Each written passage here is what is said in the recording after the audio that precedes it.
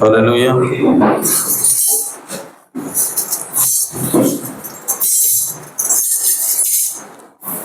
మంచిది. పరిశుద్ధ గ్రంథం నుంచి వాక్యం చదువుకుందాం. ఆదికాండము 25వ అధ్యాయము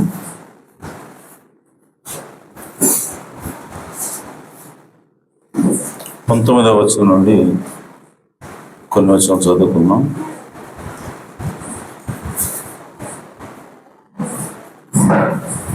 23వ వచనం చదువుకుందాం. రెండు జనములు నీ గర్భములో కలవు, రెండు జనపదములు నీ కడుపుల నుండి ప్రత్యేకముగా వచ్చును. ఒక జనపదము కంటే ఒక జనపదము బలిష్టమైండును, పెద్దవాడు చిన్నవానికి దాసుడగును అనెను. 24వ వచనం. ఆమె ప్రసూతికి కావలసిన దినములు నిండినప్పుడు ఆమె గర్భమందు కవలవారు ఉండిరి. మొదటివాడు ఎర్రనివాడుగా బయటికి వచ్చును. అతని ఒళ్ళంతయు రోమ వస్త్రం వలె ఉండెను గనుక అతనికి ఏశావు అని పేరు పెట్టిరి. తరువాత అతని సహోదరుడు బయటికి వచ్చినప్పుడు అతని చెయ్యి ఏశావు మడిమను పట్టుకుని గనుక అతనికి యాకోబు అని పేరు పెట్టబడింది. ఆమె వారిని కనినప్పుడు ఇస్సాకు 60 ఏండ్ల వాడు. దేవుడు తన పరిశుద్ధ వాక్యం దీవించింది గాక. అలాగే తల వంచి చిన్న ప్రార్థన చేసుకుందాం. జీవాధిపతి, జీవం కలిగిన దేవ, మీ ఘనమైన ఉన్నతమైన నామమునకు స్తుతులు స్తోత్రం చెల్లిస్తున్నాం. ఈ రాత్రికాల సమయంలో చదువుబడిన వాక్య భాగం నుంచి ప్రభువా, మా హృదయాలు మార్పు చెందినట్లుగా, మా జీవితాలు మార్పు చెందినట్లుగా మీరే మాతో మాట్లాడండి. మాకు సహాయం చేయండి, మమ్మల్ని దీవించండి, ఆశీర్వదించండి. తండ్రి, పరలోక ప్రయాణంలో మేము ఉండగా మీ వాక్యపు వెలుగులో నడిపించమని ప్రార్థిస్తున్నాను. ప్రభువా, ఎలా మాట్లాడాలో ఏం మాట్లాడాలో నాకు తెలియదు, కానీ జీవం కలిగిన దేవా, నీకే ప్రభువా నాతో పాటు ఇక్కడ ఉన్న మనందరినీ కూడా సమర్పిస్తున్నాను. తండ్రి, మీ కృప తోడుగా ఉంచండి. ఏదైతే ప్రభువా ఇక్కడ మీరు మాట్లాడుతున్నారో దానిని వినగలిగేటువంటి చెవిని, గ్రహించగలిగే మనస్సును మా అందరికీ దయచేయమని, సహాయం చేయమని మా ప్రభువును రక్షకుడునైనా యేసుక్రీస్తు నామములో ప్రార్థించడి వేడుకుంటున్నాను పరమ తండ్రి. ఆమేన్, ఆమేన్. దయచేసి కూర్చోవచ్చు.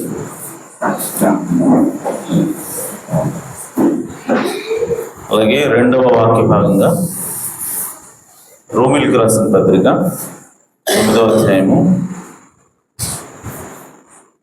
రోమిలికి రాసిన పత్రిక 9వ అధ్యాయము 6 నుంచి 13 వచనం చదువు.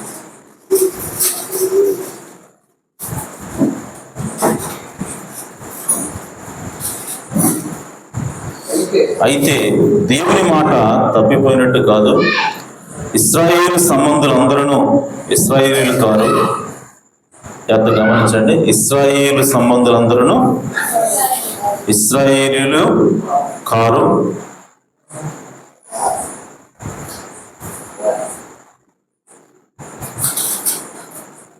అబ్రహాము సంతానమైనంత మాత్రం చేత అందరూ పిల్లలు కారు, గాని ఇస్సాకు వలనది నీ సంతానము అనబడను.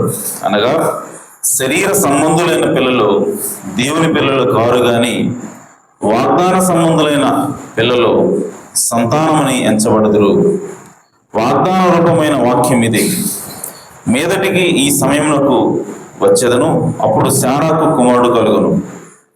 అంతేకాదు, రెబ్కా మన తండ్రి అయిన ఇస్సాకు అను ఒకని వలన గర్భవతి అయినప్పుడు ఏర్పాటును అనుసరించిన దేవుని సంకల్పము క్రియల మూలముగా కాక పిలుచువాని మూలముగానే నిలకడగా ఉండ నిమిత్తము పిల్లలు ఇంకా పుట్టి మేలైనను కీడైనను చేయకముందే పెద్దవాడు చిన్నవానికి దాసుడగునని ఆమెతో చెప్పబడింది.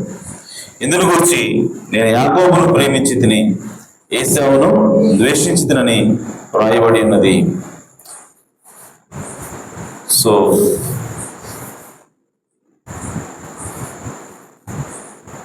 దేవుని పిల్లలు ఎవరంట? వాగ్దాన సంబంధులే దేవుని పిల్లలు. హల్లెలూయా. అంతేగాని శరీరం ముందు పుట్టిన వాళ్ళు దేవుని పిల్లలు కాదు, కేవలం వాగ్దాన సంబంధులే దేవుని పిల్లలని. అందుకోసమే యాకోబు ఏశావు ఇద్దరు కూడా ఇంకా పుట్టకూనిపై దేవుడు ఏమంటున్నాడు? ఏశావుని ద్వేషించి తిని యాకోబుని ప్రేమించి తిని. ఆమేన్. కాబట్టి ప్రియ సోదర సోదరులారా, ఈ రాత్రికాల సమయంలో చదువుకున్న వాక్య భాగం నుంచి చిన్న అంశము అదేంటంటే ఏశావు వాగ్దానంలో స్వతంత్రించుకొన లేడు. ఆమేన్. దానిలో ఉందా? నంబర్స్ పడుతుంది కదా, దానిలో ఉన్నట్టు రికార్డ్ అవుతుంది.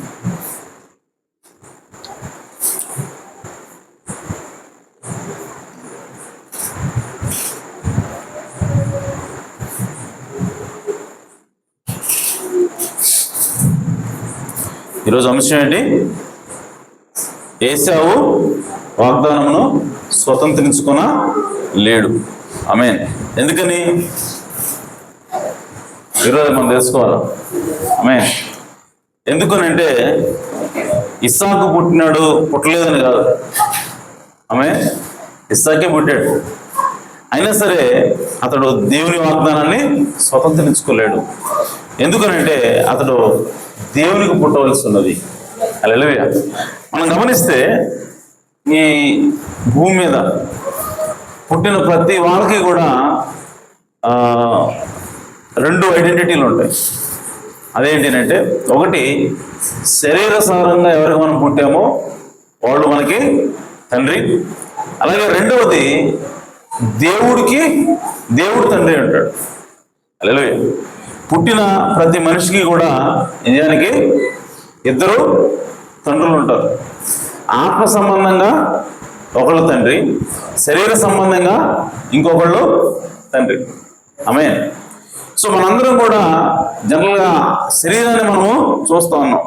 నేను విట్రబాబు కొడుకుని అంటే, ఇంకొకళ్ళు కోటయ్య కొడుకు అంటే, ఇంకొకళ్ళు రత్నం కొడుకు అంటే, ఈ విధంగా మనం శరీరాన్ని చూస్తూ ఉన్నాం తప్ప నిజానికి మనం ఎవరు అని చెప్పంటే మనం దేవుని పిల్లలం కూడా ఉన్నాం. హల్లెలూయా. అయితే ఈరోజు పుట్టిన వాళ్ళందరూ దేవుని పిల్లలేనా?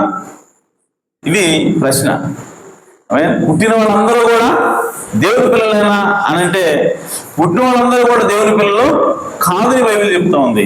భూమి మీద పుట్టిన ప్రతి వాళ్ళలో కూడా నిజానికి ఎవరు దేవుని వాగ్దానాన్ని స్వతంత్రించుకుంటారు, ఎవరు దేవుని యొక్క రాజ్యాన్ని స్వతంత్రించుకుంటారు, ఎవరు పరలోకాన్ని స్వతంత్రించుకుంటారు, ఎవరు నిత్య జీవానికి వారసులు అవుతారు అని అంటే దేవుని పిల్లలు మాత్రమే. హల్లెలూయా.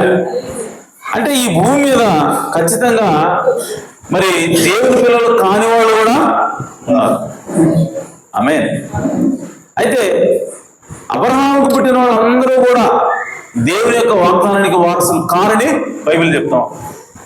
మరి ఎవరు వాగ్దానానికి వారసులు అనంటే దేవుడు ఎవరినైతే ఎన్నుకున్నాడో, దేవుడు ఎవరైతే ముందుగా ఎరిగి ఉన్నాడో వాళ్ళు మాత్రమే దేవుని యొక్క వాగ్దానానికి వారసులై ఉన్నారు. ఆమేన్.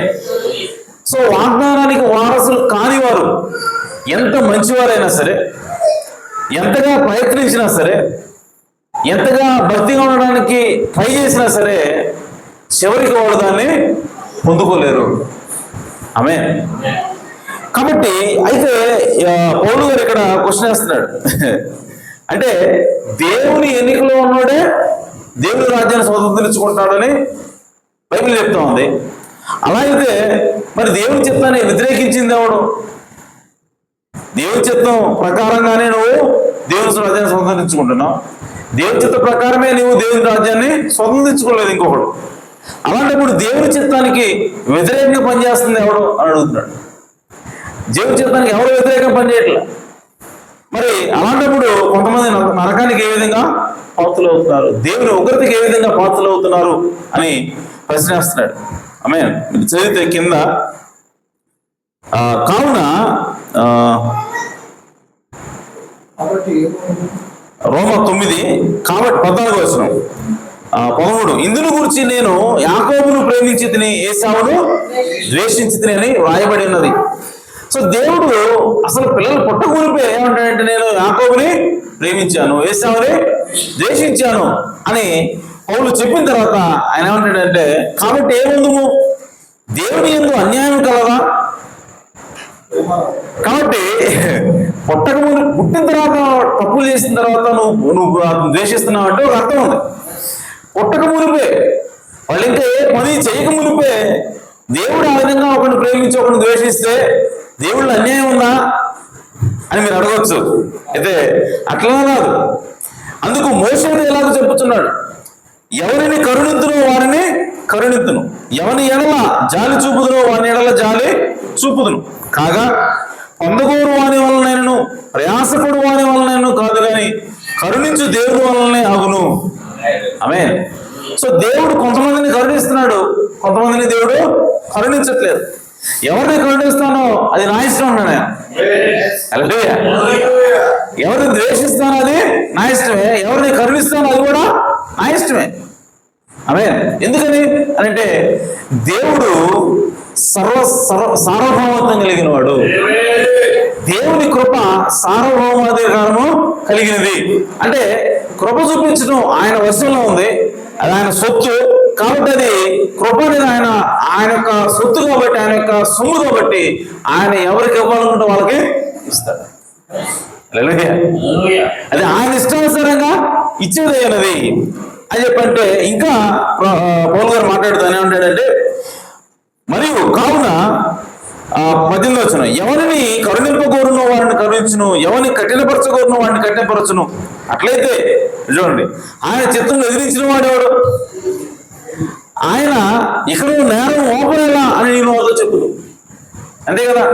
సో దేవుడు ఎవరైతే కరుణిస్తాడో వాడు ఎన్ని తప్పులు చేసినా సరే వాడు చివరికి ఏడపోతాడు, నిత్య జీవానికి వెళ్తున్నాడు. దేవుడు ఎవరైతే ద్వేషిస్తున్నాడో వాడు ఎంత మంచిగా ఉన్నా సరే చివరికి ఎక్కడికి వెళ్తాడు? నరకానికి పోతాడు. ఆమేన్. అయితే ఇప్పుడు ఇంకో ప్రశ్న వస్తా ఉంది, అదేంటంటే అయితే ఆయన ఇకను నేరం మోపనేలా? ఎవరైతే నరకాలకు వెళ్తున్నాడో వాడి మీద నేరం మోపాల్సిన అవసరం వచ్చింది అని నీవు అతో చెప్పుదు. అవును కానీ ఓ మనుష్యుడా దేవునికి ఎదురు చెప్పుటకు నువ్వు ఎవడు? నువ్వు ఎందుకు నరకాన్ని పంపిస్తున్నావు అతన్ని అని అంటే అని నువ్వు అడిగితే దేవుడికి ఎదురు చెప్పడానికి నువ్వెవరు? ఆమేన్. నన్ను ఎందుకు ఇలాగ చేస్తుందని రూపించబడినది రూపించిన వాడితో చెప్పున ఒక బొమ్మను ఒకటి తయారు చేస్తే నువ్వు ఎందుకు నాకు కాళ్ళు లేకుండా చేసావు అని బొమ్మ అడుగుతుందా? అడగదు. నన్ను ఎందుకు అందవిహీనంగా చేసావు బొమ్మ అడుగుతుందా? అడగదు. ఒక ముద్దలో నుండి ఒక ఘటము అనగా ఒక పాత్ర ఘనతకును ఒకటి ఘనహీనతను చేయుటకు మంటి మీద కుమ్మరవానికి అధికారం లేదా? ఆమేన్. కుమ్మరవానికి అధికారము ఉంది. అలాగే దేవుడు తన ఉగ్రతను అగపరచుటకును తన ప్రభావం చూపుటకును ఇచ్చించిన వాడై నాశనములకు సిద్ధపడి ఉగ్రతాపాత్రమైన ఘటములను ఆయన బహుదీర్ఘ శాంతముతో సహించిననేమి. చూడండి ఇక్కడ దేవుడు న్యాయం పనిచేస్తా ఉంది, దేవుడు నీతిమంతుడని తెలియజేస్తాడు. ఎలాగంటే దేవుడు కొన్ని ఉగ్రతాపాత్రలు తయారు చేశాడు. ఆమేన్. సో దేవుడు కొంతమందిని ఉగ్రత కోసమే తయారు చేశాడు, కానీ వాళ్ళని ఉన్నపడంగా తీసుకుపోయి లాక్కపోయి నరకలేయట్లేదు ఆయన. అలాగే కొంతమందిని కృపకు పాత్రలుగా అయ్యేవాడుగా కొంతమందిని చేశాడు. పరలోకానికి తీసుకుపోయేవాళ్ళని కొంతమందిని చేశాడు, నరకానికి పోయేవాళ్ళని కొంతమందిని చేశాడు. చేసి ఆయన ఏం చేస్తున్నాడంటే ఎవరైతే నరకానికి వెళ్తా ఉన్నారో వాళ్ళతోటి ఆయన బహుదీర్ఘ శాంతముతో సహిస్తాడంట. ఆమె అంటే వాళ్ళు చేసే తప్పులు, వాళ్ళు చేసే పొరపాట్లు ఇవన్నీ కూడా వాళ్ళు మార్చుకోవాలి అని దీర్ఘశాంతముతో వాళ్ళని సహిస్తున్నాడు. అంటే వాళ్ళకి అవకాశం ఇస్తున్నాడు దేవుడు. అర్థమైందా? దేవుడు ఎప్పుడు కూడా అన్యాయస్తుడు కాదు. సో దేవుడికి ఒక మనిషిని తయారు చేసినప్పుడే ఆ మనిషి ఎక్కడికి వెళ్తాడో తెలుసు. ఒక మనిషి గర్భంలో పడక మునిపే ఆ మనిషి ఎక్కడికి వెళ్తాడో దేవుడికి తెలుసు. ఆమేన్. కానీ పరలోకానికి వెళ్ళేవాడికి అలాగే నరకానికి పోయేవాడికి ఇద్దరికి కూడా దేవుడు సమానంగా అవకాశాలు ఇస్తా ఉన్నాడు. ఆమేన్. సో పరలోకానికి పోయేవాడు తప్పు చేసినా అతను మారడానికి ఎన్ని అవకాశాలు దేవుడు ఇస్తా ఉన్నాడు. ఆమేన్. నరకానికి పోయేవాడికి అంతకంటే ఎక్కువ అవకాశాలు ఇస్తాడు దేవుడు. అదే చెప్తున్నాడు ఆయన. ఏమంటాడంటే అలాగూ దేవుడు తన ఉగ్రతను అగపరచుటకును తన ప్రభావం చూపుటకును ఇచ్చించిన వాడై నాశనములకు సిద్ధపడి ఉగ్రతాపాత్రమైన ఘటములను ఆయన బహుదీర్ఘ శాంతముతో సహించడమేమి. అంటే ఎవరైతే ఉగ్రతకు వెళ్తా ఉన్నారో, ఎవరైతే దేవుని ఉగ్రతకు వాళ్ళు గురి కాబోతున్నారో వాళ్ళ పట్ల ఇంకా బహుదీర్ఘ శాంతం వహిస్తున్నాడు. దీర్ఘశాంతం కాదంట, బహుదీర్ఘ శాంతం. ఆమేన్. సో తప్పుల మీద తప్పులు చేసినా సరే దేవుడు వాళ్ళని ఇంకా సహిస్తా ఉన్నాడు. వాళ్ళ మీద దేవుడు ఇంకా ఓర్చుకున్న వాళ్ళకి ఇంకా అవకాశాలు ఇస్తా ఉన్నాడు. అంటే దేవుడు వాళ్ళకి మారడానికి ఇంకా అవకాశము ఇస్తా ఉన్నాడు. కానీ వాడు మారట్లేదు. ఆమేన్. కాబట్టి దేవుడికి ముందుగానే తెలుసు ఎవరు ఎక్కడికి వెళ్తారని. కానీ దేవుడు ఇద్దరికీ కూడా ఒకే విధమైన అవకాశాలు ఇస్తా ఉన్నాడు. ఎందుకంటే దేవుని అన్యాయం అనేది లేదు. హల్లెలూయా. కాబట్టి ప్రియసోదరులారా, ఎవరు దేవుని యొక్క కృపకు పాత్రలు అవుతారు అంటే దేవుని చేత ఎవరైతే ఎన్నిక చేయబడ్డారో వాళ్ళు దేవుని కృపకు పాత్రలు అవుతారు. వాడి జీవితం మొత్తం దేవునికి వ్యతిరేకంగా జీవిస్తాడు. కానీ చివరికి వచ్చేసరికి ఆమేన్ ఆఖరికి మరణ పడకలో అయినా సరే వాడు మరణ పడకలో ఉండి వాడు చివరికి చనిపోయే క్షణంలో ఆమేన్ వాడు దేవుడిని అంగీకరించి దేవుడు తను సమర్పించుకొని పరలోకానికి వెళ్తా ఉన్నాడు. ఆ శిలువ మీద దొంగ అసలు అప్పటివరకు యేసుప్రభు దగ్గరికి వచ్చాడు కాదు. యేసుప్రభు చూసే ఎప్పుడో ఒకసారి చూస్తుంటాడు, వినుంటాడు. కానీ అతను దొంగ ఉన్నాడు, ఎన్నో దుర్మార్గాలు చేశాడు. చివరికి చనిపోయే సమయంలో ఇంకొక గంటలో చనిపోతాడు అనగా ఆమె ఎప్పుడు ఇంకొక గంటలో చనిపోతాడు అనగా పరలోకానికి పోయాడు. అప్పుడు దాకా దొంగ దోచుకునేవాడు, నరకానికి పోతాడు. ఆమె ఆ విధంగా చనిపోతాడు, ఎగపోతాడు, నరకానికి పోయేవాడు. కానీ దేవుడు ఎన్నికలో ఉన్నాడు కనుక, దేవుడు కృపలో ఉన్నాడు కనుక, ఆయన దేవుడు కుమారుడు కనుక చివరి క్షణంలో యేసు ప్రభువు అతనికి అవకాశం ఇచ్చాడు కాబట్టి పరలోకానికి వెళ్ళాడు. ఆమేన్. సో దేవుని యొక్క కృపను ఎవరైతే పొందుకుంటారో, దేవుని యొక్క చిత్తంలో ఎవరైతే ఉంటారో వాళ్ళు ఎన్ని ఇబ్బందులు పడ్డా, ఎంతగా దేవునికి వ్యతిరేకంగా తిరిగినా సరే చివరికి ఎక్కడికి వస్తారంటే దేవుని సన్నిధికి వస్తారు. ఆమేన్. వాళ్ళని దేవుని రాజ్యంలో కలగకుండా అడ్డుకునేది ఏది కూడా లేదు. ఎందుకంటే దేవుని యొక్క చిత్తం వారి పట్ల ఆ విధంగా ఉన్నది కాబట్టి. ఆమేన్. అయితే ఇక్కడ ప్రియసోదరులారా ఇంకా మనం ముందుకెళ్దాం. ఇక్కడ మనం చదువుకున్నాం, ఎవరి గురించి చదువుకున్నాం అంటే ఏశావు గురించి మనం మాట్లాడుతున్నాం. ఏశావు యాకోబులు ఇద్దరు కూడా ఒకేసారి జన్మించారు. దాదాపు ఒక నిమిషాల వ్యవధిలో వాళ్ళు జన్మించారు. అయితే వాళ్ళు ఇద్దరు పెరిగిన విధానం మనం గమనిస్తే, వాళ్ళిద్దరు కనుక మనం కంపేర్ చేసి చూస్తే మనకి ఏశావే నీతిమంతులుగా కనబడుతున్నాడు, ఏశావే మంచివాళ్ళగా కనబడుతున్నాడు. ఎందుకనంటే ఏశావు కష్టపడి పొలంలోకి వెళ్ళి పని చేస్తూ ఉన్నాడు, వేటాడుతూ ఉన్నాడు. అంతేకాదు మీరు బైబిల్లో చదివితే తన తండ్రికి మాంసం తీసుకొచ్చి, తను వేటాడినటువంటి ఆ వేట మాంసం తీసుకొచ్చి తండ్రికి పెడుతూ తండ్రిని తృప్తిపరుస్తూ ఉన్నాడు, తండ్రి పట్ల శ్రద్ధ చూపిస్తూ ఉన్నాడు. ఎవరు? ఏశావు. సో చూసినప్పుడు కానీ యాకోబు చూస్తే యాకోబు ఎప్పుడు కూడా ఇంట్లోనే ఉన్నాడు, అమ్మ కొంగు పట్టుకొని తిరుగుతూ ఉన్నాడు, బస్ ఏ పని చేయట్లేదేమో. ఓకే, రానివాడు, అబద్ధాలు చెప్పేవాడు. ఆమేన్. సో ఆ విధంగా దొంగతనాలు చేసేవాడు. అంటే ఇప్పుడు మనకి ఆ ఏశావు యొక్క ఆశీర్వాదాలు కొట్టేయడానికి అదే వాళ్ళ అమ్మ తయారు చేస్తున్నప్పుడు, అమ్మా ఇది తప్పు కదా అదే పంటల ఏమంటాడంటే, నన్ను గుర్తుపడితేనేమో నేను ఎందుకమ్మా మారువేష చేసుకోవాలి, తప్పు కదా అది అంటలేదు. చూడండి, అంటే యాకోబు యొక్క స్వభావం చూడండి. అదే ఇది తప్పు కదా అనుకోండి, ఏమంటాడు, తండ్రి గుర్తుపడితే ప్రాబ్లం ఉందేమో అంటాడు. ఆమె అంటే మోసం చేయాలని ఉంది, కాకపోతే గుర్తుపడితే ప్రాబ్లం ఏంటో, ప్రాబ్లం అవుతుంది, సమస్య వస్తుందని చెప్పి భయపడుతున్నాడు. అంటే యాకోబు యొక్క స్వభావము ఏశావు స్వభావం కంటే భిన్నంగా ఉంది, చెడుగా కనబడతా ఉంది. కానీ వీళ్ళిద్దరికి తేడా కనబడతా ఉంది. ఎక్కడ తేడా వచ్చింది అని అంటే, ఏశావు చాలా బాధ్యత కలిగినాడు, పని చేయగలుగుతున్నాడు, ఆమె సోమర్థనం లేదు, బాగా పనిచేస్తున్నాడు, బాధ్యతగా ఉంటున్నాడు వెన్ కంపేర్ టు యాకోబు. కానీ యాకోబు ఎప్పుడు కూడా ఏ పని చేసేటో మనకి కనబడట్లేదు. ఓకే, సో అమ్మ చోటు బిడ్డగా పెరుగుతూ ఉన్నాడు. అయితే వీళ్ళిద్దరికి కూడా తేడా ఎక్కడ కనబడతా ఉంది అంటే, ఏశావు ఎప్పుడైతే నేను చనిపోతాను, నేను అలసిపోయాను, నాకు నువ్వు వండుకున్న కూర పెట్టు అని చెప్పి ఏశావు అన్నప్పుడు ఇప్పుడు యాకోబు ఏమన్నాడంటే, నీ జ్యేష్ఠత్వాన్ని నాకు ఇవ్వు, నీ జ్యేష్ఠత్వం నాకు ఇస్తే నేను ఇది పెడతా అని చెప్పి అన్నప్పుడు ఇప్పుడు ఏశావు ఏమంటాడంటే, నేనే చనిపోయేలాగా ఉన్నాను కాబట్టి ఈ జ్యేష్ఠత్వం హక్కు నాకెందుకు అని చెప్పి ఆ విధంగా ఇచ్చేసాడు. ఎలా ఇచ్చాడంటే ప్రమాణంతో ఇచ్చేసాడు. మీన్ మీరు చదివితే బాగుంటుంది. అది 20 జెనసిస్, ఆదికాండము 25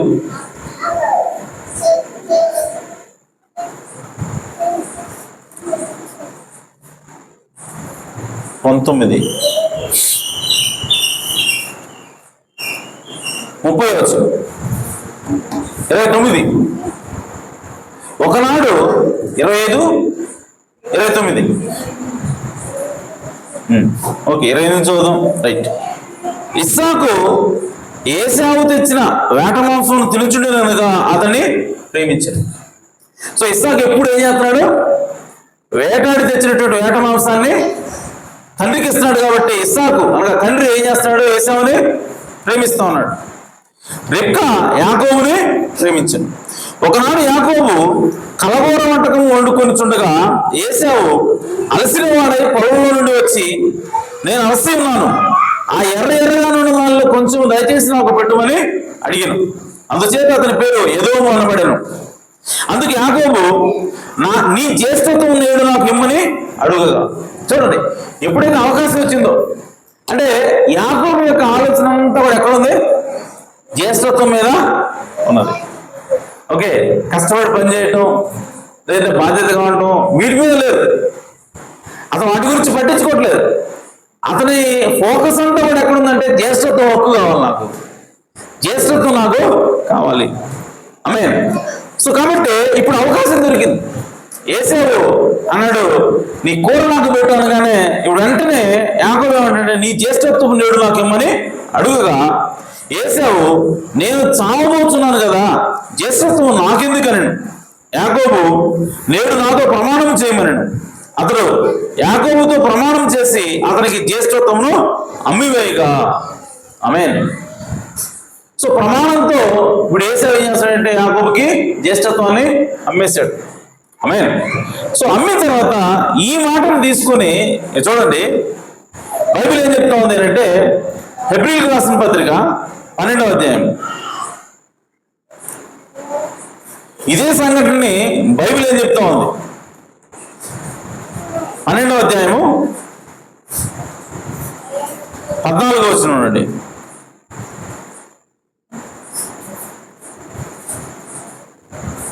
అందరితో సమాధానమును పరిశుద్ధతయు కలిగి ఉండటకు ప్రయత్నించండి. పరిశుద్ధత లేకుండా ఎవడును ప్రభువును చూడడు. మీలో ఎవడైనా దేవుని కృపను పొందకుండా తప్పిపోవునేమో నీవు చేదైన వేరు ఏదైనా మొలచి కలవరపరచడం వలన అనేకులు అభద్రులైపోదురేమో నీవు ఒక పూట కూటి కొరకు తన జ్యేష్ఠత్వపు హక్కును అమ్మివేసిన ఏసావు వంటి భ్రష్టుడైనను వ్యభిచారి అయినను ఉండునేమో అని జాగ్రత్తగా చూసుకోండి. ఆమేన్. సో ఏసావు జ్యేష్ఠత్వాన్ని అమ్ముకున్నాడంట. దేనికోసం అమ్ముకున్నాడు? ఒక్క పూట భోజనం కోసం. ఏమంటే ఒక్క పూట భోజనం లేకపోతే చచ్చిపోతాడా? అంటే ఏసావు ఒక్క పూట భోజనం కోసమే అమ్ముకున్నాడంటే దాని అర్థం ఏసావుకి జ్యేష్ఠత్వం మీద ఎంత చిన్న చూపు ఉందో అర్థం చేసుకోవాలి. యాకోబుకి ఏసావుకి తేడా దేవుడు ఇక్కడే చూస్తూ ఉన్నాడు. హల్లెలూయా. అంటే ఏసావు ఎల్లప్పుడూ కూడా దేనికి ప్రిఫరెన్స్ ఇస్తున్నాడు, దేనికి ఎక్కువ ప్రాధాన్యత ఇస్తున్నాడంటే భూ సంబంధమైన కార్యాలకు ప్రాధాన్యత ఇస్తా ఉన్నాడు. ఆమేన్.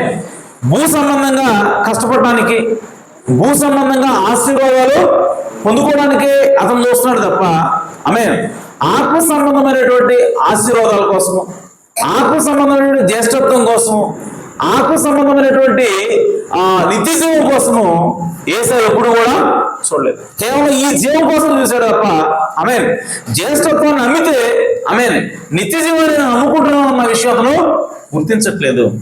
ఆమేన్. కాబట్టి ప్రియ సోదర సోదరులు, దేవుడు ఎందుకు యాకోబుని ప్రేమిస్తా ఉన్నాడు అంటే, యాకోబులో నేను ఈ భూమి మీద నాకు ఏమి లేకపోయినా పర్వాలేదు, ఈ భూమి మీద నాకు ఏది కూడా అవసరం లేదు, కానీ నిత్య జీవం నాకు కావాలి. జ్యేష్ఠత్వం అనగా పరిశుద్ధాత్మ, జ్యేష్ఠత్వం అనగా నిత్య జీవము, జ్యేష్ఠత్వం అనగా దేవునికి హక్కుదారుడు ఉండుట. హల్లెలూయా. దేవుడికి సంబంధించినంత వరకు నాకుంటే చాలు, ఈ లోకంలో ఈ భూమి మీద నాకు ఏది కూడా అవసరం లేదు అన్నటువంటి దృష్టి యాకోబుకు ఉన్నది, కానీ ఏసావుకి ఆ దృష్టి లేదు.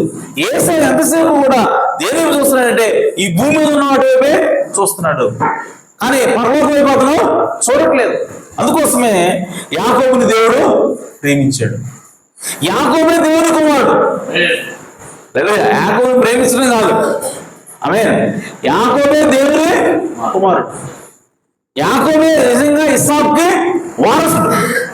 ఇస్సాకుకి ఎవరు వారసుడు అంటే, ఇస్సాకుకి ఇద్దరు పుట్టారు, ఏసావు పుట్టాడు, యాకోబు పుట్టాడు. కానీ అసలైనటువంటి వారసుడు ఎవరు? వాగ్దానాన్ని స్వతంత్రించుకునే వారసుడు ఎవరు? హల్లెలూయా. ఇక్కడ వారసుడు అంటే ఇస్సాకున్న ఆస్తులు పంచుకోవచ్చేమో, ఆమేన్, కానీ ఇస్సాకుకి చేయబడినటువంటి వాగ్దానం, అబ్రహాము ద్వారా ఏ వాగ్దానం మీద వస్తా ఉన్నదో ఆ వాగ్దానాన్ని స్వతంత్రించుకునేది ఎవరు? ఆ వాగ్దానాన్ని ఇచ్చిన దేవుడు. ఆ దేవుని యొక్క వాగ్దానాన్ని స్వతంత్రించుకునేది ఎవరు అంటే కేవలము ఎవరైతే విశ్వాసంతో పనిచేస్తారో వాళ్ళు మాత్రమే. హల్లెలూయా. అబ్రహాము కూడా దేవుడు వాగ్దానం చేశాడు.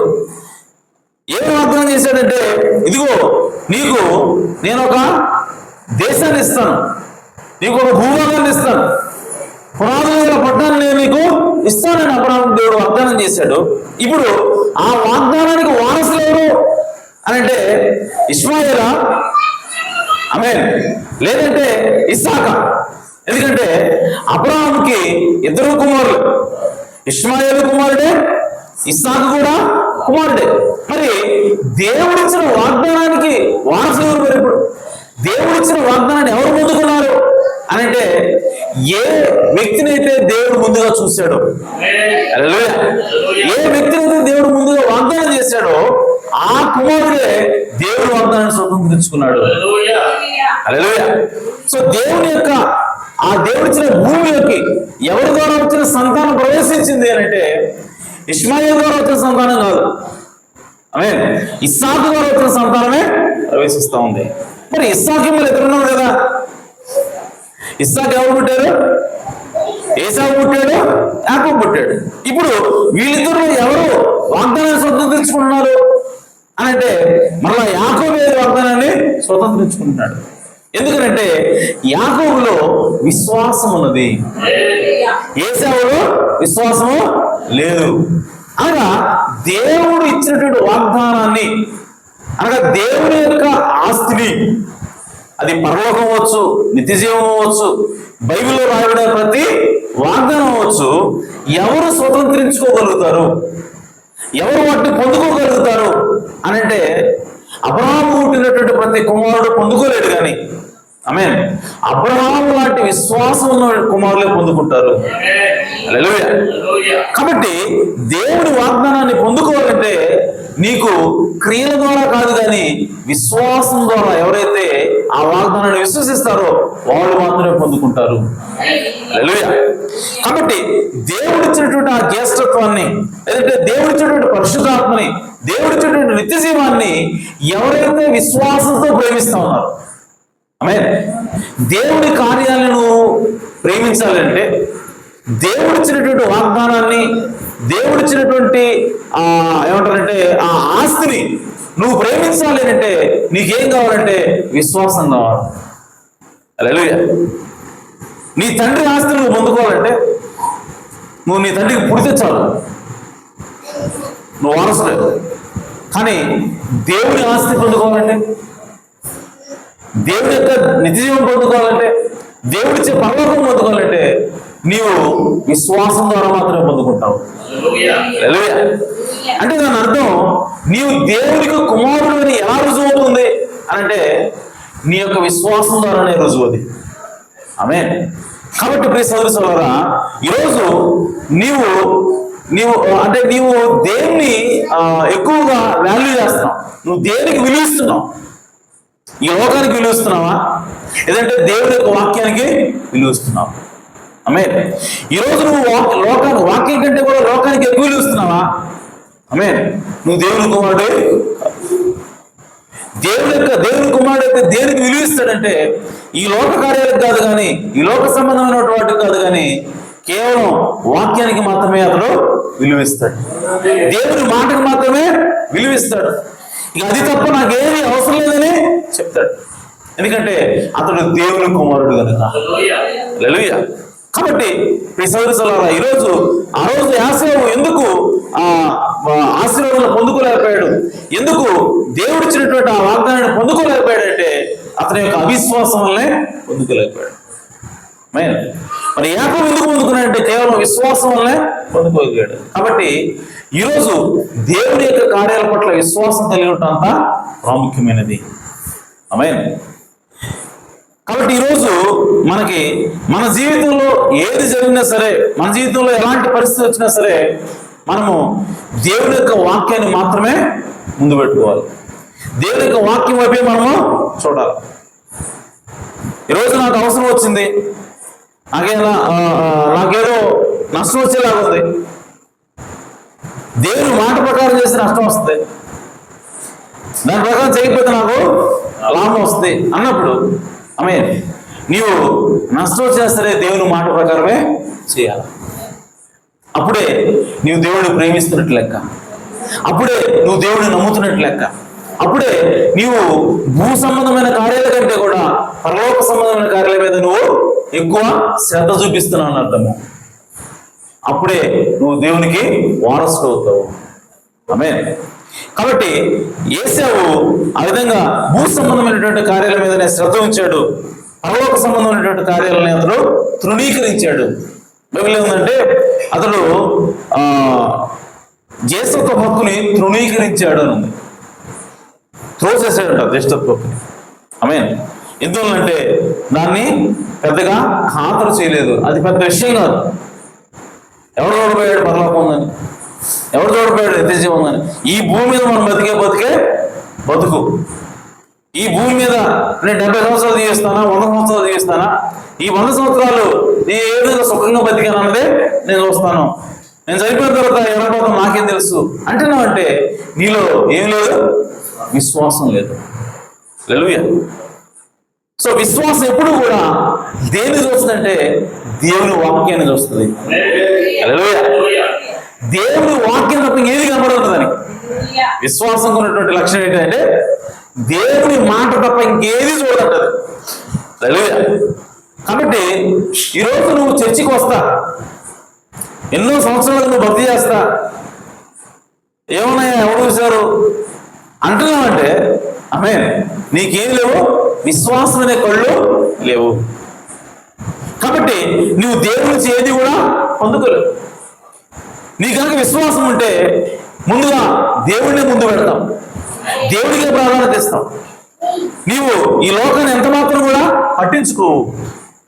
కాబట్టి ప్రియ సోదరులారా, మనం ఖచ్చితంగా దేవునికి సంబంధించిన విషయాల మీదనే శ్రద్ధ పెట్టాలి. లేకపోతే యేసేలాగా శాపం తెచ్చుకుంటాము. ఆమేన్. సో యేసేవు ఎంత మాత్రం కూడా అతడు ఆ వాగ్దానాన్ని స్వతంత్రించుకోలేదు. దానికి కారణం అతడు అవిశ్వసించాడు, లేదంటే దేవుని కార్యాలను అతడు లెక్క చేయలేదు. ఆమేన్. చివరిగా ఒక విషయం చెప్పి నేను ముగిస్తాను. దేవుని యొక్క కార్యాలను స్వతంత్రించుకోవాలంటే మనకి కావాల్సింది విశ్వాసమే కానీ నీ సొంత నీతి కాదని బైబిల్ చెప్తాం. చాలా మంది ఏమనుకుంటారంటే, నేను ఎంత ఎక్కువగా జీవిస్తే అంత ఎక్కువగా నేను దేవునికి వారసుని అవుతాను, దేవుని రాజ్యానికి వారసురాలు అవుతానని చెప్పి అనుకుంటాం. కానీ బైబిల్ ఏం చెప్తుందంటే, నీ క్రియల వల్ల కాదు కానీ నీ యొక్క విశ్వాసం వల్ల నువ్వు స్వతంత్రించుకుంటావు. అంటే ఇక్కడ దేవుడు దేని గురించి మాట్లాడుతున్నాడంటే, నీకు విశ్వాసం ఉంటే క్రియలు చేస్తావు. ఆమేన్. కానీ కొంతమంది దేవుని దృష్టి పెడతారంటే విశ్వాసం మీద కాదు కానీ కేవలం క్రియల మీదనే దృష్టి పెడతారు. వాళ్ళకు లోపల విశ్వాసం ఉండదు, కానీ క్రియలు చేయాలని చూస్తూ ఉంటారు. సో విశ్వాసం లేకుండా నువ్వు క్రియలు చేసినా సరే అది పనిచేయదు. కానీ ఆమేన్, నీవు విశ్వాసంతో కూడిన క్రియలు చేయాలి. ఆమేన్. అప్పుడు మాత్రమే దేవుడిని మనం స్వతంత్రించుకోగలము. ఆమేన్. రోమీయులకు రాసిన పత్రిక 9వ అధ్యాయం 11వ వచనం చదువుకున్నాం. ఇప్పుడు మనం రోమీయులకు రాసిన పత్రిక 9వ అధ్యాయం 11వ వచనం.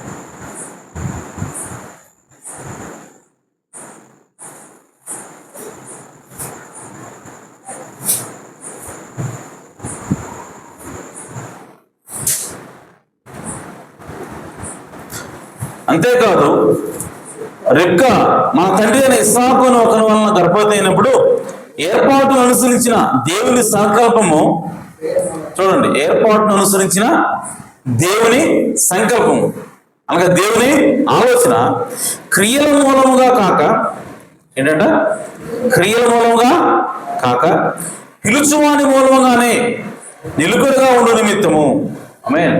అంటే దేవుని సంకల్పం అనేది, దేవుని యొక్క ఆలోచన అనేది నీ పట్ల నా పట్ల ఆమేన్ దేని మూలంగా స్థిరపరుస్తుంది, లేదా దేని మూలంగా నిలకడగా ఉంటున్నాక ఆమేన్ క్రియల మూలంగా కాదు, పిలుచువాని మూలముగానే. ఆమేన్. నువ్వు క్రియలు చేస్తే దేవుని సంకల్పం అఫెక్ట్ అవ్వదు. నువ్వు క్రియలు చేసావు కాబట్టి పరలోక రాజ్యం దేవుడు ఇవ్వకూడదు అనుకున్నా ఆయన మనసు మార్చుకొని ఇచ్చేస్తాడు అనడానికి లేదు. ఆమేన్. నిన్ను దేవుడు నీకు పరలోక రాజ్యం ఇవ్వాలి అనుకున్నాడు కాబట్టి ఆమేన్ నీకు పరలోక రాజ్యము వస్తుంది. అంతే తప్ప నీవు క్రియలు చేసి నువ్వు మంచి జీవితం జీవించినంత మాత్రాన దేవుడు నీకు పరలోక రాజ్యము ఇవ్వడు. దేవుడు ఇవ్వాలనుకుంటేనే నువ్వు క్రియలు చేయగలుగుతావు. ఆ క్రియల ద్వారా నీకు పరలోక రాజ్యం వస్తుంది. అంటే ఇది లింక్ అనమాట. ఫస్ట్ దేవుడికి ఇవ్వాలనుకోవాలి, ఆ తర్వాతే నువ్వు క్రియలు చేయగలుగుతావు. దేవుడు నీకు ఎప్పుడైతే పరలోక రాజ్యం ఇవ్వాలనుకుంటాడో అప్పుడు నీకు ఆయన ఏమిస్తాడంటే విశ్వాసం ఇస్తాడు. హల్లెలూయా. ఎందుకనంటే విశ్వాసం అనేది నీకు నువ్వుగా తెచ్చుకునేది కాదు. బైబిల్ చెప్తుంది విశ్వాసం అనేది అది గిఫ్ట్ అయినది, విశ్వాసం అనేది వరం అని బైబిల్ చెప్తాం. ఆమేన్. సో విశ్వాసం కూడా ఎక్కడి నుంచి రావాలి? దేవుడి వద్ద నుండే రావాలి. సో అందుకోసమే యేసుక్రీస్తు ఎవరంటే విశ్వాసానికి కర్తయు, దానికి కొనసాగించి ముగించేవాడు ఆయన. సో విశ్వాసాన్ని ఇచ్చేది ఎవరంటే నీకు దేవుడే ఇవ్వాలి. నీ అంతటా విశ్వాసాన్ని పొందుకోలేవు. సో కాబట్టి దేవుడు నువ్వు ఎందుకుంటే దేవుడు నీకు ఏమి ఇస్తాడంటే విశ్వాసాన్ని ఇస్తాడు. ఆ విశ్వాసం నీకు ఉంది కాబట్టి నువ్వు క్రియలు చేస్తావు. ఆమేన్. కాబట్టి నువ్వు దేవుడి యొక్క రాజ్యాన్ని స్వతంత్రించుకుంటావు. ఆమేన్. కాబట్టి ప్రియ సోదర సోదరులారా, మనము క్రియల కంటే కూడా విశ్వాసాన్ని ముందుగా చూడాలి. విశ్వాసం లేకుండా క్రియలు చేసినా సరే దానివల్ల ప్రయోజనము ఉండదు. ఎందుకంటే అది మన సొంత నీతి అవుతుంది. ఆమేన్. సో సొంత నీతి వల్ల ఏమొస్తుందంటే, నేను అంతకుముందు చెప్పాను, మనకి గర్వం వస్తుంది. సొంత నీతి అయితే మనకేమొస్తుంది? గర్వం వస్తుంది. నేను ఎంత పరిశుద్ధుడో చూడు, నేను ఎంత భక్తి చేస్తున్నానో చూడాలి, నా అంత భక్తి పడేవాడో లేడు. ఇలాంటి మాటలు వస్తున్నాయంటే అది సొంత నీతి అన్నది. దేవుడి విశ్వాసం మూలంగా, దేవుడిచ్చిన విశ్వాసం మూలంగా చేసేటువంటి పరిశుద్ధమైనటువంటి కార్యాలు అయితే అతడు గర్వాన్ని ప్రదర్శించాడు. అతను ఎప్పుడు కూడా అణిగి ఉంటాడు, తగ్గించుకొని ఉంటాడు. ఆమేన్. కాబట్టి ప్రియ సోదరులారా, ఈ రాత్రికాల సమయంలో దేవుడు మనతో ఏం మాట్లాడుతున్నాడంటే, దేవుని కార్యాల పట్ల మీరు శ్రద్ధ కలిగి ఉండండి. ఆమేన్. ఈ లోక సంబంధమైన కార్యాలను మీరు శ్రద్ధ వహించదు, కానీ దేవుడు వాక్యాన్ని మీదే మీరు శ్రద్ధ కలిగి ఉండాలి. దేవుడు వాక్యాన్ని మీరు ఆచరించాలి. దేవుడి వాక్యాన్ని మీరు మొదటి స్థానంలో పెట్టాలి తప్ప ఈ లోకం కోసం మీరు వెంపర్లాడొద్దని. ఆ విధంగా వెంపర్లాడటం వల్లనే ఏశావు నాశనం అయిపోయాడు, ఏశావు శపించబడ్డాడు. మారు మనసు పొందడానికి కూడా అతనికి అవకాశము లేకుండా పోయింది. ఎందుకనంటే దేవుని కార్యాలను తృణీకరిస్తే, దేవుడి యొక్క వాక్యాన్ని తక్కువ చేస్తే, దేవుడిచ్చినటువంటి కృపని తక్కువ చేస్తే దేవుడు ఎంత మాత్రం కూడా క్షమించడు. ఆమేన్. కాబట్టి మనం ఆ విధంగా దేవుని కార్యాల పట్ల శ్రద్ధ కలిగి ఉందాం, దేవుని పట్ల విశ్వాసం కలిగి ఉందాం. దేవుని యొక్క పరలోకాన్ని, దేవుని యొక్క నిత్య జీవానికి మనం వారసులు అవుదాం. సదాకాలం ఆయనతో జీవిద్దాం. దేవుడు ఈ వాక్యం దీవించును గాక, దేవుడు కూడా సమృద్ధిగా ఆశ్రయించును గాక. ఆమేన్. సమయంలో సమయం చేసుకుంటాం.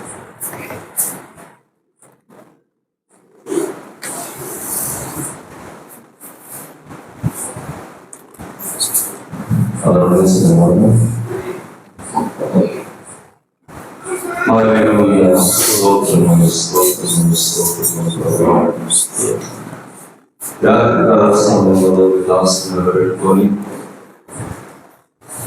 ఏశావు వాగ్దానము స్వతంత్రించుకోలేడని మాతో మాట్లాడారు. అవును ప్రభు, నిజమే తండ్రి. వాగ్దానాన్ని స్వతంత్రించుకోవాలంటే భూ సమానమైనటువంటి వాటి మీద ఆలోచనలో తలంపు ఉండకూడదని, అసమానమైన వాటి పైన, ఆ యొక్క జ్యేష్ఠత్వం పైన తన కొన్ని అనుభవిస్తుందని మాతో మాట్లాడాము ప్రభు. అవును ప్రభు, నిజంగా నా తండ్రి, అబ్రహామును చూసినప్పుడు అబ్రహాము కూడా నా తండ్రి ఈ భూమి మీద ఉన్నాయని, ఇది పునాదులు లేని పట్టణాలని గ్రహించాడు ప్రభు. పునాదులు లేని పట్టణము ఉన్నదని గుర్తే కదా ప్రభు. నీ మానవ లోపడినప్పుడు వాగ్దానం చేశావు ప్రభు. అవును నాయన. ఒక దేశాన్ని ఎత్తానన్నావు. అయితే అబ్రహాము పుట్టిన వారందరూ దాన్ని సమర్థించుకోలేదు, కానీ నువ్వు వాగ్దానం చేసిన వారు మాత్రమే సమర్థించుకున్నారని మాతో మాట్లాడావు ప్రభు. నిజమే తండ్రి. ఈ భూమి మీద ప్రతి మానవుడు కూడా అది నీ ద్వారా రావాల్సినది ప్రభు. కానీ అయ్యా నీ కృప కొందరికి మాత్రమే మనం తెలియపరచావు ప్రభు. ఎందుకంటే అబ్రహాము కృప పొందిన వాడే మనం తెలియపరచాం. అబ్రహాము ఓ నిత్యముగా అతను మంచితనం లేకపోవచ్చు, అనేకులు చూసినప్పుడు అతను మరి మంచివాడుగా కనపడకపోవచ్చు, ఏశావు మంచివాడుగా ఉండొచ్చు, కానీ దేవా వాళ్ళ ప్రేమ వల్ల కాదని నువ్వు ఎన్నుకున్నావు ప్రభు. అవును ప్రభు, నువ్వు ఎన్నుకున్నావు కాబట్టి ఆ శిలువలో ఇద్దరు దొంగలు ఉన్నప్పుడు ఒకరు మాత్రమే ఎదురు ఉన్నాడని గుర్తు చేసావు ప్రభు. అవును నాయన. అతను మాత్రమే నీ రాజ్యంలో వచ్చినప్పుడు జ్ఞాపకం చేసుకోమని తెలియపరుచున్నాడు. అవును ప్రభు, నిజముగా అదే చివరి కాలంలో వాక్యం కూడా నా తండ్రి ఇది కొందరికి మాత్రమే అని మాకు తెలియపరిచాం. అవును ప్రభు, ఇది పరిశుద్ధాత్మని మాకు తెలియపరిచావు ప్రభు. అవును నాయన. ఇదిగో నా తండ్రి నీ దాసుని నిలబెట్టుకుని ప్రభు, ఇదిగో దేవుడి కృపగా మనం రక్షింపబడ్డామని మాకు తెలియపరిచావు ప్రభు. అవును నాయన. ఆ కృప విశ్వాసంగా వస్తుందని తెలియపరిచావు. అవును ప్రభు, ఆయన వాగ్దానం ద్వారా ఎన్నుకున్నాడని మాకు తెలియపరిచావు ప్రభు. అవును తండ్రి. నిజమే తండ్రి. మా శక్తి వల్ల మాకున్నటువంటి క్వాలిటీ వల్ల కాదులే ప్రభు. అవును నాయన. కేవలం నీ కృపలోనే రక్షింపబడ్డామని నేను నమ్ముతున్నాను. అవును ప్రభు, వాగ్దానం చేయబడినటువంటి నా తండ్రి, ఆ భూమిని స్వతంత్రించుకోవాలంటే కేవలం కృప, దేవుడి కృపలో మాత్రమే మనం తెలియపరుస్తాం. అవును నాయన. ఇప్పుడు మేమందరం నా తండ్రి ఆ కృప పొందుకొని జీవించే వారు సహాయం తండ్రి. మనలో ఎవరైనా బలహీనగా ఉన్నట్టు ప్రభావ మరి బలపరచండి. నీ వాక్యంతో కలిగి శుద్ధీకరించండి ప్రభావ. నీ వాక్యానుసారమైనటువంటి జీవితాలు కలిగి ఉండడం సహాయం చేయండి. శ్వాసం ఉన్నప్పుడు ఒక వ్యక్తి వాక్యంపై ఆధారపడి జీవిస్తాడని మాకు తెలియపరచాలి. అవును నాయన. వాక్యాన్ని చిన్న చూపు చూసి ఏసావు ఎదిరిపోయాడని మాకు తెలియపరచాలి. అవును నాయన. దేవుడు కుమారుడైతే వాక్యాన్ని తన ముందుంచుకుంటాడని, అవును నాయన, తన గురి వాక్యంపై ఎదుగుతాడని మాకు తెలియపరచాలి. అవును ప్రభువా. వాక్యానుసారమైనటువంటి జీవితాన్ని కలిగి ఉండే వాక్యం మా అందరికీ దయచేయండి. అవును నాయన. అది జీవితాన్ని అందరూ కలిగి ఉండే వాక్యంలో దయచేయబడుతున్నాం. హల్లెలూయా. స్తోత్రములు స్తోత్రములు స్తోత్రములు స్తోత్రములు స్తోత్రములు. యేసు నామం నా జన్మస్థలం, ఎన్నాళ్ళు స్తుతించెదను. యేసు నామం నా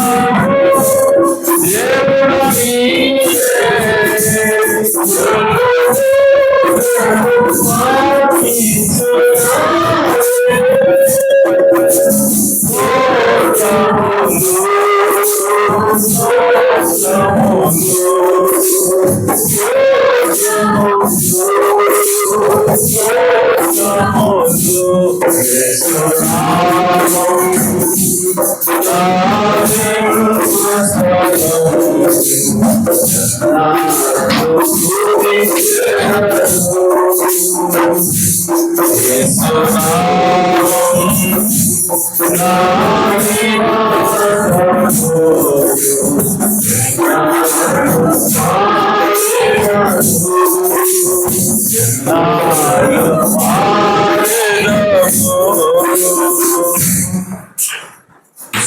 న్యాయాధిపతి, మా రక్షకుడా, మా విమోచకుడా, మీకైనా నామములకు స్తోత్రం తండ్రి. రాత్రికాల సమయంలో మీ వాక్యమును మేము ఏ విధంగా శ్రద్ధగా వెతకాలో మాతో మాట్లాడావు ప్రభు. అయా, మీ ఎడల మేము ఏ విధంగా ఆసక్తి కలిగి ఉండాలో